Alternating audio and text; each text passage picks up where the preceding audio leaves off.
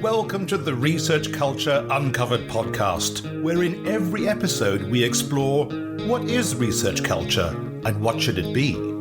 You'll hear thoughts and opinions from a range of contributors to help you change research culture into what you want it to be. Hello and welcome to Research Culture Uncovered. I'm Emily Goodall, a researcher developer from the University of Leeds. My episodes focus on research integrity, ethics and responsible research practices. So I'm delighted to be joined today by James Parry, an independent consultant specialising in research integrity and research culture, with many years' experience in helping organisations and supporting the research community in these areas. James, welcome to the podcast. Hi, Emily, and hello, everyone. It's great to be here. Today, we're going to be talking about research misconduct. It's a topic I've wanted to explore on the podcast for a while now. But before we really dive into it, James, could you tell us a bit about your background and your current work in consultancy? Sure, happy to. I'm a research integrity and research culture consultant with almost 20 years experience helping organizations and individuals enhance the quality and integrity and ethics of their work. I cover all disciplines of research and all types of research organizations. And what I do is support institutions and individuals to embed good research practice and positive research cultures, address mistakes and disputes, authorship disputes, and cases of misconduct. I help them comply with national and funded and other key requirements for research practice and implement systemic improvements. I used to be chief executive of the UK Research Integrity Office, which I joined when it started in 2006. Then from 2008, I led the organisation for 15 years, taking it from a pilot initiative to, a nationally recognised body and a registered charity, supported by, I think it was over 120 research organisations when I stepped back from being chief executive. I left UK Rio summer of last year, so summer of 2025, and set up the rather egotistically titled James Parry Consulting as a vehicle to provide in-depth and expert support to the research community. And I'm really enjoying it. I provide some practical advice and guidance based on those decades of experience, training, some crisis management, community building and thought leadership in the UK and abroad, as well as doing work for a variety of initiatives and networks like the Science Integrity Alliance. So I've been involved in the fields of research integrity, research culture and related topics for almost 20 years. Indeed, research culture as a term wasn't really in existence when I started, but obviously the issues of research culture were already something that were being talked about and worked on, even if the currently preferred term wasn't in real use. And like anyone working in research, which I did as a field archaeologist for a while before my research integrity career, or in research support, which I've also done as part of various roles, I encountered issues of research integrity and research culture long before I started those 20 years as a specialist. I think those encounters drove my initial interest in applying for my research integrity role. And since then, I've really enjoyed helping people in institutions on literally many hundreds of occasions. Now I come to think about it, I'd like to think hopefully making a bit of a difference and also calling for systemic changes and advancing major initiatives and hopefully raising the profile of research integrity and research culture. Good research practice is basically what research integrity is, making sure that research is honest, rigorous, conducted with care and respect, and that it's transparent and well communicated and accountable. And for me, research integrity is about more than just meeting those essential standards. It's also best practice, ensuring that research is as good as it can be and enabling researchers to do their best possible work and have environments that support that best practice. So obviously tying in with research culture, for some people, research integrity and research culture kind of two sides of the same coin. And I'd probably take that view. For others, they're separate but heavily interconnected fields. And a key part of research integrity, whether you see it as research culture through a different lens or not, is about encouraging all of us to think about what are the challenges to us doing our best possible work, to having those supportive research environments and how we can work together to overcome those. So I think that is something that's been a driver of my work in research integrity and research culture since I started in it. I completely agree. There's so much overlap between research integrity and research culture. Today, we're going to be exploring research misconduct. it would be helpful to do a bit of reflection on what research misconduct means and how it differs from questionable research practices, because I think those things are not always easy to distinguish.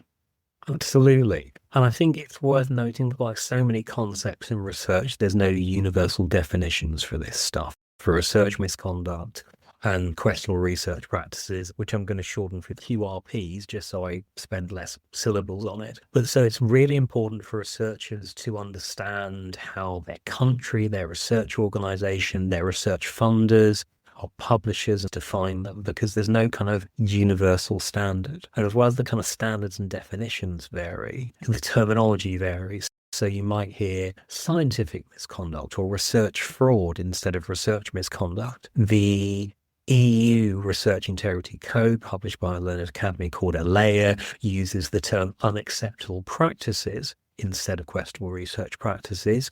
And the Global Singapore Statement, published by the World Conferences on Research Integrity, that uses the term irresponsible research practices rather than questionable research practices. Now, what cuts across all definitions and terms is that research misconducts and QRPs are all breaches of research integrity, of those standards and behaviours which are expected as part of good research practice and which are essential for ethical, high-quality research that's worthy of the public trust. Equally, both research misconduct and QRPs are all harmful. They damage research quality and ethical practice. They damage the impact of research and waste research funds. They harm public trust in research and in researchers. And in extreme cases, they can cause harm to people, animals, to the environment, either directly or indirectly by, say, data sets which are influenced by misconduct or QRPs, influencing doctors to prescribe less effective medication to people. This stuff isn't just a matter of semantics. Definitions and terminology may vary, but these are defined terms in things such as funding contracts, binding national guidance, publisher agreements, institutional standards that manifest in your employment contracts or your terms of enrollment if you're a research student. So while this is somewhat a debate about terminology, it's more than just semantics. This stuff matters because it has real world consequences that damage research and harm research culture. It also matters because it is something that researchers are going to be called up on if they commit it.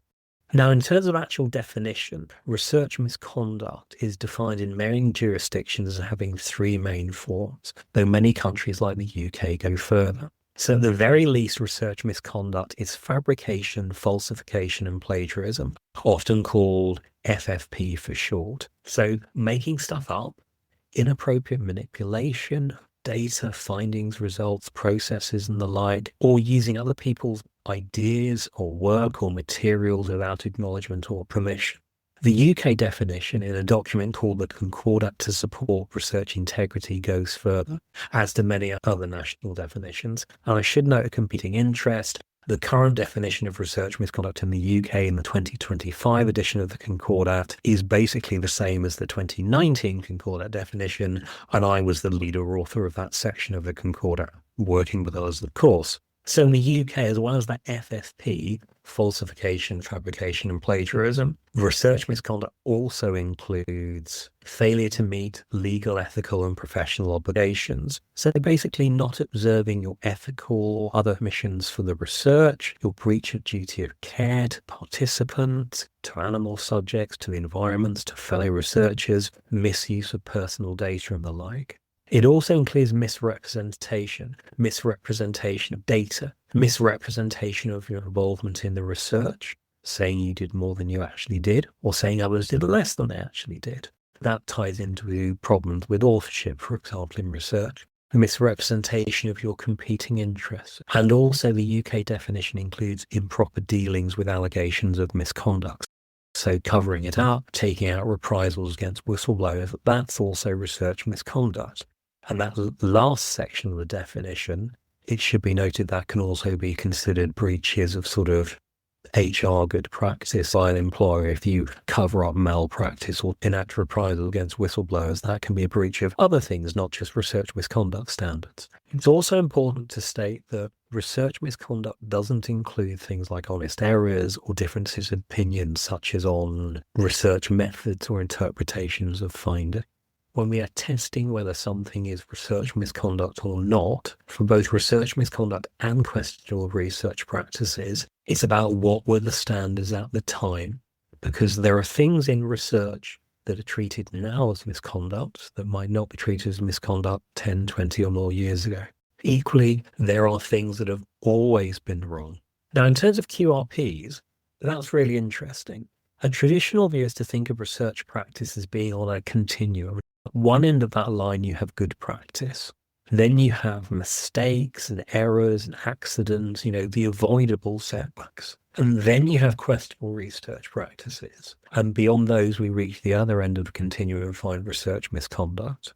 So we're talking about things which are breaches of good practice, which aren't as serious as research misconduct, but still harm the record and quality and ethical standards of research. The UK Concordat defines questionable research practices as minor infractions or research practices, including avoidable errors, which fall short of the definition of intentional research misconduct. And that is an interesting definition, I find, because it includes avoidable errors as a questionable research practice, where there are other definitions out there which wouldn't class them as a QRP or similar, but something that sits between good practice and the questionable practices. Another difference between questionable practices and misconduct is that misconduct is usually viewed as happening because there's an intention to deceive. It's deliberate or from really reckless practice or negligence.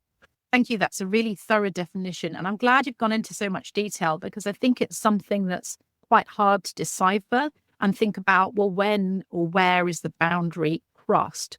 Could you give us some common examples of questionable research practices, just to help put it into context? The classic one is you have a lovely graph of data points. 99% of them are sitting where you wanted them to be or where you expected them to be. And you've got a tiny amount of outliers. And you could say to yourself, well, I could leave those off. I'm cleaning it up. I'm making it easier for people to understand. There are all sorts of things we can do to justify this. But equally, what you're not doing is giving a clear and honest and accurate picture of your research. I remember when I started out in this, some people, an example of a questionable research practice, would say in their teaching, okay, so we have our people in the audience here and pretend we're all in a research team. And Jane, you've done loads on the research project, but I'm not going to let you be an author even if you qualify. Whereas Jack, you haven't done enough to meet authorship, but I will let you qualify. And at the time, 20 years back, that was seen an example of questionable research practice. But even then, a lot of places have gone, no, that's outright research misconduct. And these days, and for some time, it would be seen as research misconduct.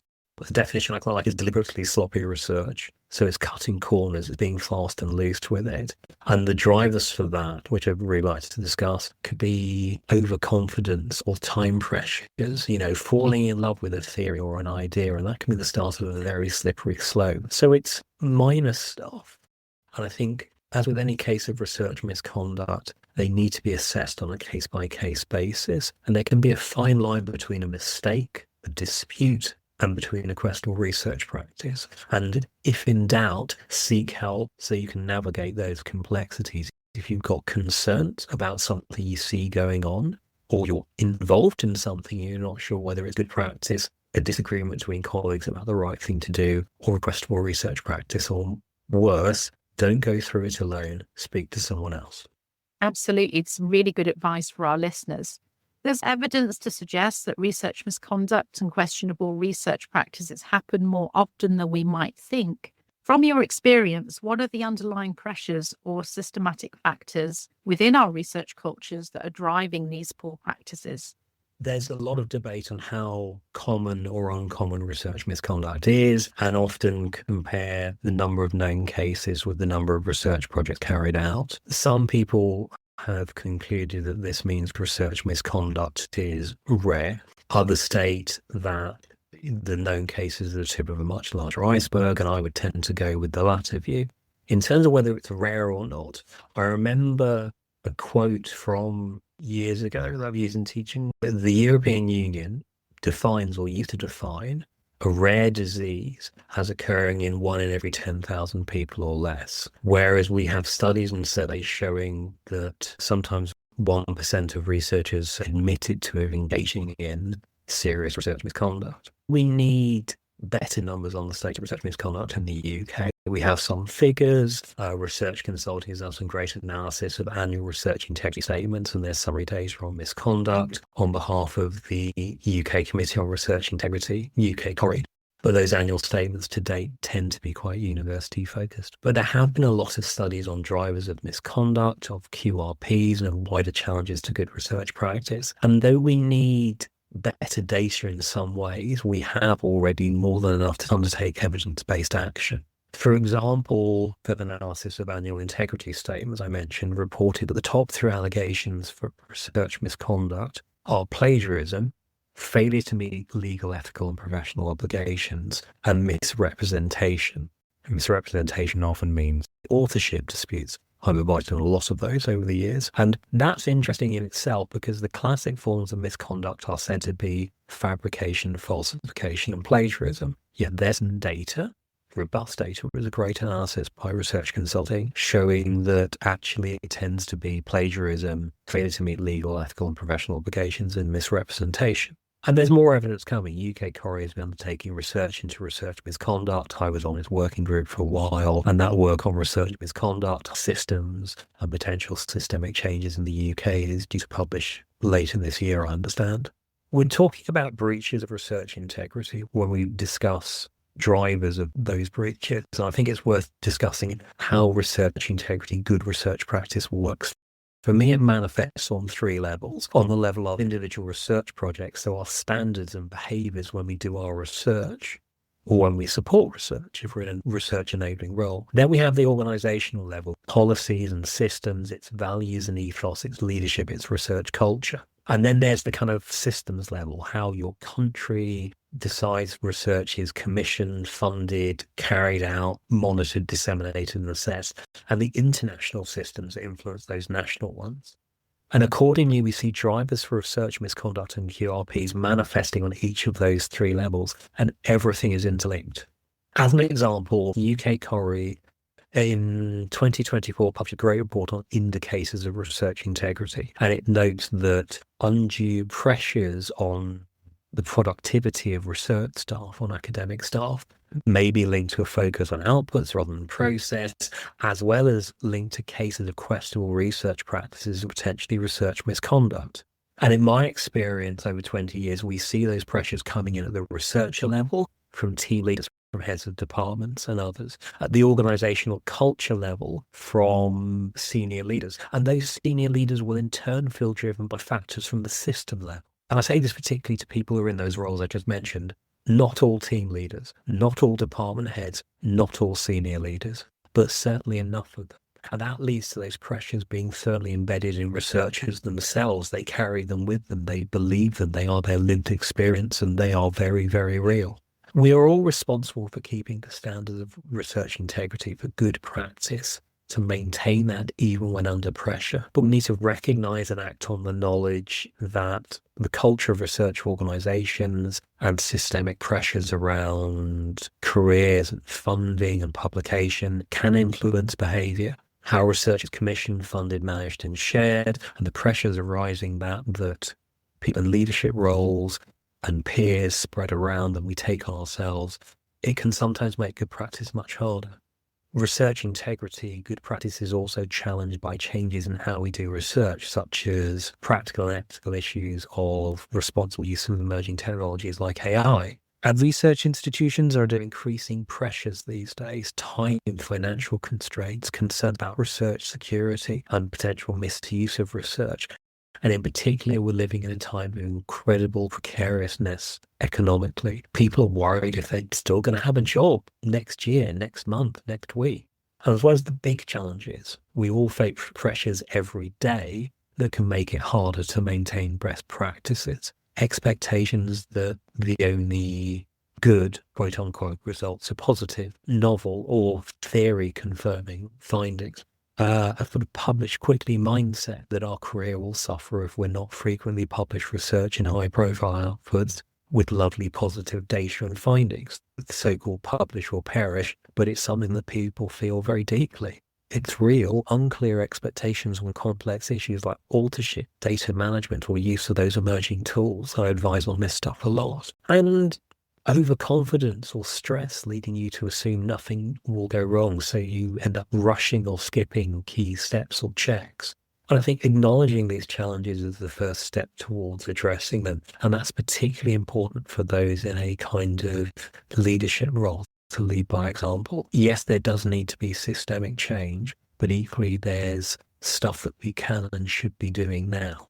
I just wanted to pick up on your point about everyone having a responsibility for good practice and reporting concerns as part of that. It isn't always easy, and it can take quite a bit of confidence. What do you see as the main barriers that would prevent researchers from coming forward, especially our early career colleagues? There are a lot of understandable fears out there, and they're not limited to matters of research misconduct and QRPs, and they're not limited to the research community or any one research sector. This has been explored for a while. There are issues about how the UK and many other countries treat whistleblowers and whistleblowing. So a lot of studies and resources out there about the organizational cultural attitudes and the kind of national attitudes that need to shift, so we become better at responding to concerns thoroughly and fairly, and make it clear that raising concerns is the right thing to do. A lot of issues about whistleblowing relating to research is the understandable fear about putting your head above the parapet and speaking out, reinforced by cultural attitudes, managers and HR departments that don't see the value in whistleblowing. And again, that isn't an issue limited to research. Now, there have been 2 parliamentary inquiries into research integrity in the last decade in the UK, and I was invited to give evidence to both of them. What struck me both times were the testimonies from whistleblowers who felt that their concerns were ignored or that they were penalised, as well as my conviction that we all need to better resource research integrity teams so they have the capacity to address concerns more effectively and in a timely manner. A lack of capacity leads to investigations taking longer, which can lead to whistleblowers and indeed respondents dropping out or losing confidence in the process. So a lack of resources adds an additional barrier on top of fear of reprisals. This is stuff that cuts across all sectors of societies. Many countries have had problems with whistleblowing and have been trying to make things better for decades, but still struggle with it. Professor Serene Kennedy, who I used to work with, published a report almost 25 years ago, calling for better transparency and support for whistleblowing in the NHS, amongst other things. And there are many commentators who argue that things haven't improved since then. That doesn't mean we shouldn't try. Surely it's much better for organisations to encourage early reporting of concerns so they hear about issues before they become major problems and cause harm. And a lot of organisations are doing a lot of work on this. There are a lot of hard-working research integrity and research culture teams, and, particularly the research integrity ones need to be better resourced. Looking at that UK Core Indicators project again, the report said participants highlighted that poor management practices can contribute significantly to the emergence of questionable research practices, research misconduct, and this is the key bit, to the creation of environments in which researchers do not feel safe to admit errors or mistakes and to failures to safeguard research integrity. Poor research culture contributes to stress, unhealthy competition, bullying and mental health concerns. I must emphasize to anyone listening that if your well-being is suffering, don't go through it alone. Please reach out and speak to someone. Whatever situation you're in, someone else will have gone through something very similar and they will understand. So as well as specific concerns about suffering from becoming a whistleblower, magnified by those career and financial pressures I mentioned earlier, there are also drivers from the local research culture, experiences from the environments in which researchers work. So if you work in a team or department where speaking out isn't encouraged or is clamped down on, if you work in a team or department where you've seen other people who raise concerns suffer for doing so, if you work in a team or department where you're encouraged overtly or tacitly to not question, dismiss challenges and how people think research should, quote unquote, turn out. Or if you work in a team or department where hierarchy is rigidly enforced and people should know their place. And all of those factors and other factors can and are exacerbated by power imbalances. It's especially challenging for junior researchers, non-research staff, and those from diverse backgrounds to speak out. People can also be worried about threat of legal action from institutions or from people accused of misconduct. I note that this is comparatively rare, but people do understandably worry about it. And so do institutions, actually. It contributes a lot, anecdotally, to what HR and legal departments say to research integrity teams and others about basically clamping down on what institutions ideally would like to say about completed or ongoing investigations. So there are barriers at all levels for individuals, but also for institutions as well. We should recognise those. I think you raised some really important points there. The thing that struck me the most is that feeling of safety and those power imbalances. Can you think of anything that would help someone in a practical sense if they are worried? Where do you think they could go? I think find someone you can speak to. If you believe something bad is going on, firstly, it is not your job to investigate. You don't have to go full Scooby-Doo and go, I will look into this or get together with other people and investigate it. Doing so can open you up to reprisals. It can also sometimes mean that a later investigation is more challenged and people can say, well, I'm being harassed by my colleagues who've come along and said I'm committing research misconduct. There's also an understandable fear. I think this person's committed fraud. I'm going to go on my own to confront them. Don't do that. If you're not sure, by all means have an informal conversation, but have someone else there with you to provide support in a neutral third party so it doesn't become a I said, they said situation where everyone can claim that anything was said. And equally, if you don't feel safe about having that conversation, or it's a serious matter that you think concerns should be raised about quickly, particularly if there's any risk of harm to people, animals, or the environment, report it. There will be places within your institution you can go, whether formally through a research misconduct procedure, you talk to a head of department, someone on your ethics committee, a research integrity network or champions if you have it, or your institution may have a whistleblowing procedure. Equally, if you don't feel you can go inside your organisation, there can be external organisations you can raise concerns with, such as a funder, a publisher, or others. So there are lots of places you can go. I think that's some really good practical advice. We've talked a lot about how research culture can drive research misconduct, but I'd like to just quickly touch on what happens the other way round. So how can research misconduct and that fear of reporting it affect research culture? There's a quote often used in relation to organisational culture, and let's face it, unless you're part of an organisation where research is only a very infrequent, minor activity, there's going to be very little difference between your research culture and your organisational culture.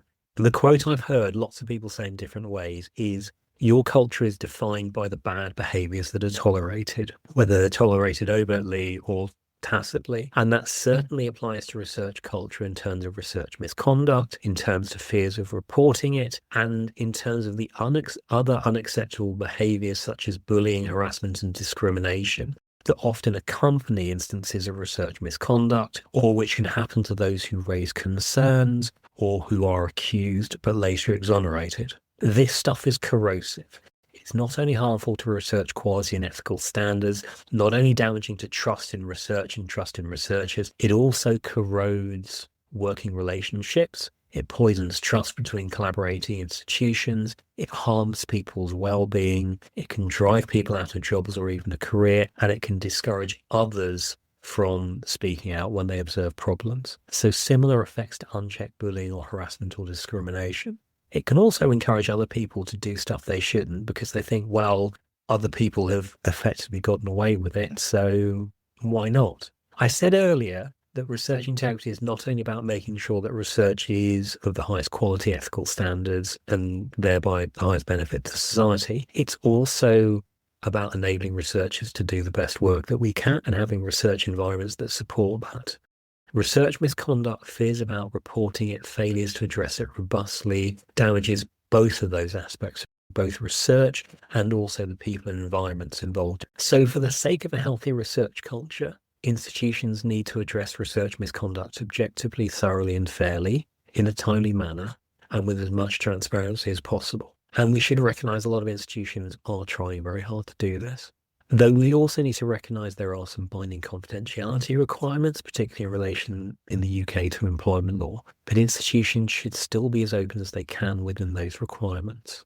I must also note that research integrity teams and organisations, and it's the people whose job it is to address misconduct allegations, are often underfunded and under-resourced compared to the amount of research an organisation does. That 2024 Indicators report called for greater investment in those teams.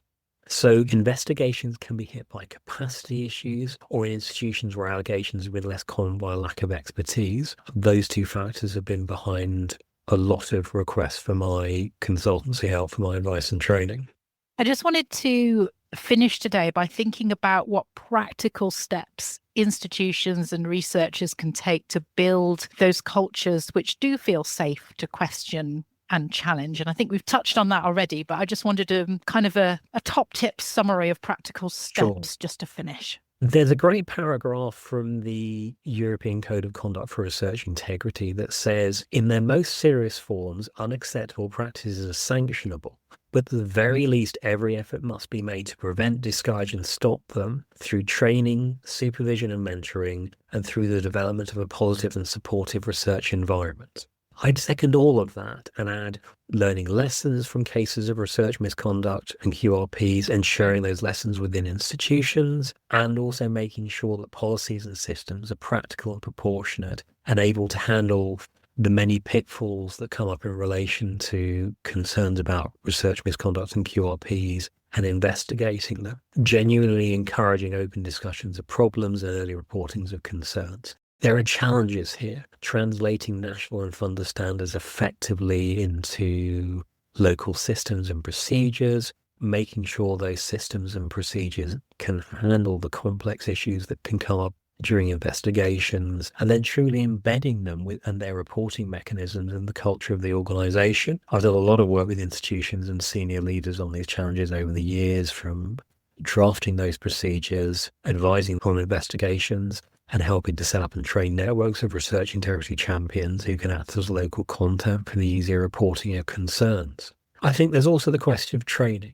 Are we teaching researchers what they need to know, or are we leaving them to pick it up as they go along? If it's the latter, are they picking up good habits or bad? Training and awareness raising is really important on why research integrity matters, how to be good researchers and avoid pitfalls, and to seek help when they run into problems, challenges, and concerns. I get a lot of requests for that sort of training. Our mindset on how we approach setbacks in research is really important. There's a talk I heard over 6 years ago now from Professor Leanne Hodson from the University of Oxford, who talked about when she mentors researchers and manages teams, she tries to embed the message, setbacks, not failures. And it's really powerful. You know, we will all make mistakes as researchers. We will all sometimes not succeed. We won't get that grant. The results won't come out as we'd hoped. We won't be accepted for publication in a high-profile journal. We won't get that promotion. And it is incredibly dispiriting when it happens. I get it. And if you're not feeling great, talk to someone about it, please do. But we will get through it. These are setbacks. We have not failed. And that's really worth learning, because pressures to always get things right or perfect can lead people to cut corners or worse, and they also set people up for having impossibly high standards. We're never going to not have setbacks. We should strive for best research practice, but recognize that when things don't go right, we have not failed and we will get through it. Now, that's about a mindset. There's also kind of broader cultural stuff. I mentioned earlier there needs to be better resourcing of research integrity teams. I strongly believe that. But there also needs to be better cultural attitudes towards raising concerns and towards people who are struggling. The 2019 edition of Concordat had a quote, "There should be no stigma attached to those needing help." It's still incredibly valid today, if not more so. Another quote that's still valid: employers should defend researchers when they live up to the expectations of this research integrity concordat. So standards of good research practice in difficult circumstances. You know, we need to back our people when they do the right thing. And that applies to whistleblowers. It applies to other people as well, those who rightfully question and discuss how well things are going or not. Everyone has a role here. Individuals, teams, and institutions all shape research integrity and research culture through our choices, our actions, but also our values. This is about not just standards, but also behaviors. And the challenges are very real. Pressures, incentives, habits, setbacks can all affect decisions, but awareness and foresight can really help us respond well. As there's always seeking advice and support if you're unsure, that's really important. And leaders of any level, whether you've just got your first PhD student or you've gone from working on your own to having a junior supervisory role in a team, or you're in charge of an entire university and everything in between, research culture is shaped as much by leadership behavior as by kind of policy and processes.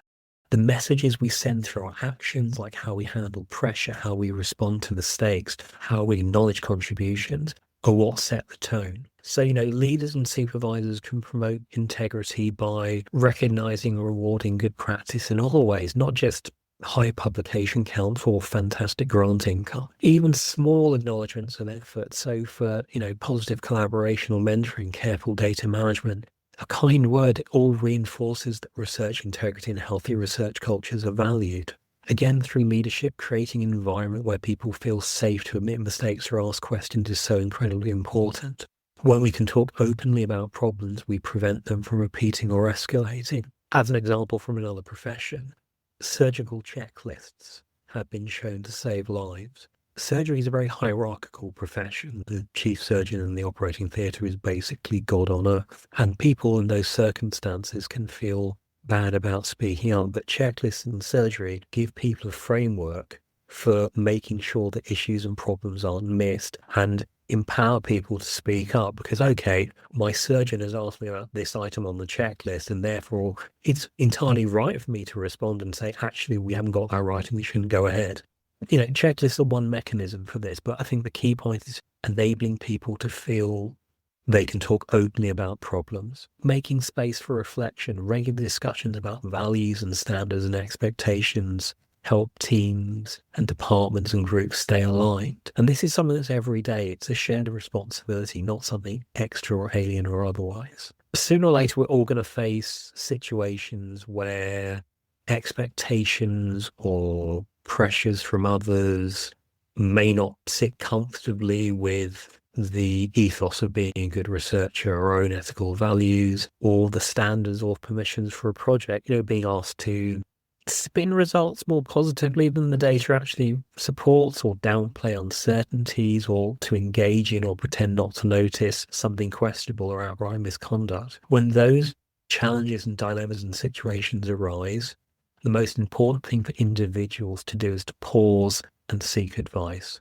And I appreciate it can be challenging to do so, but it's worth doing. And for institutions, the most important thing is to make it clear that you will listen when people want to report concerns and highlight how to do this. Make it clear you would much rather have a conversation about a concern early on to reduce the need to resolve a problem afterwards. And do what you can to promote that conducive environment where people feel safe to talk about things openly. Not in what's going right, but what isn't going so well and what might be happening badly. You've raised some really important points. As part of the podcast series, we have episodes on failure and setbacks. And I think you're absolutely right. There's a mindset element to all of this. For me, it's about openness. As a sector, we need to be more open about research misconduct. It does happen, and its impacts are felt far beyond those individual instances. So it's crucial that concerns can be addressed, and doing so will help create those positive, safe research environments. That's all we have time for today. James, thank you so much for joining us. There's clearly much more we could say about research misconduct, and your insights will be incredibly valuable to our listeners. Thank you very much for inviting me along. And, if any institutions want to have a chat about this stuff, by all means, please do get in touch. And yes, if you're an individual struggling with this stuff, seek advice and don't go through it alone. Be careful of your well-being, because it's really important. That matters. You matter. What a beautiful note to end on. Thank you to all our listeners, and I hope you join us again soon. Thanks for listening to the Research Culture Uncovered podcast. Please subscribe so you never miss out on our brand new episodes. And if you're enjoying the discussions, give us some love by dropping a 5-star rating and written review, as it helps other research culturists find us. And please share with a friend and show them how to subscribe. Thanks for listening, and here's to you and your research culture.